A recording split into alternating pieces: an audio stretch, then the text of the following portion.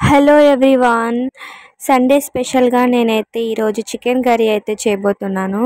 So ఒక్కసారి ఈ విధంగా ట్రై చేశారంటే చాలా బాగుంటుంది. సో ఎలా చేయాలనేది నేను మీకు చూపిస్తాను.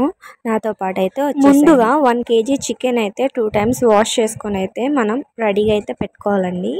ఇప్పుడు కర్రీకి కావాల్సిన ఇంగ్రీడియంట్స్ అయితే మనం వేసుకుందామండి. ముందుగా అల్లం వెల్లుల్లి పేస్ట్, పెరుగు 1 కప్పు, కొద్దిగా పసుపు, 2 tablespoon కారం కూడా వేసుకోవాలండి.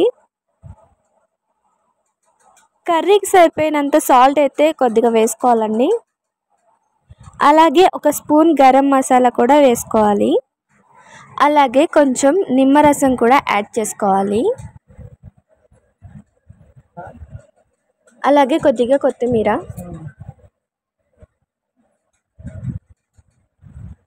కరివేపాకు. వీడియోలో చూపించిన విధంగా ఇంగ్రీడియంట్స్ అన్ని వేసుకున్నాక ఒకసారి ఈ విధంగా అయితే కలుపుకోవాలండి. కలుపుకున్నాక 1/2 hour అయితే ఫ్రిడ్జ్లో అయితే పెట్టుకోవాలి. ఇప్పుడు ముందుగా స్టవ్ అయితే ఆన్ చేసుకొని బాండి అయితే పెట్టుకుందాం. ఇప్పుడు కర్రీకి తగినంత ఆయిల్ అయితే వేసుకోవాలి. ఆయిల్ హీట్ అయిన తర్వాత 2 పచ్చిమిర్చి, అలాగే కొద్దిగా కొత్తిమీర, కరివేపాకు, అలాగే ఆనియన్స్ కూడా వేసేసుకోవాలండి.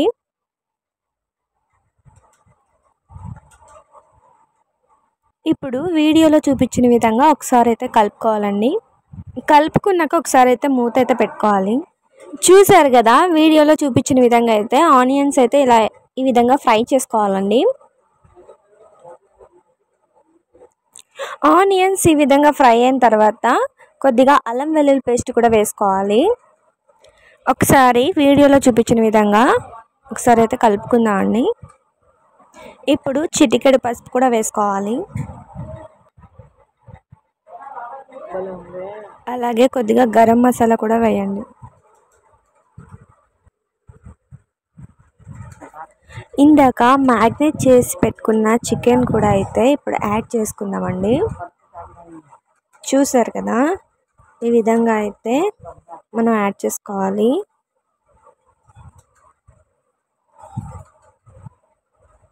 ఒకసారి వీడియోలో చూపించిన విధంగా అయితే కలపండి.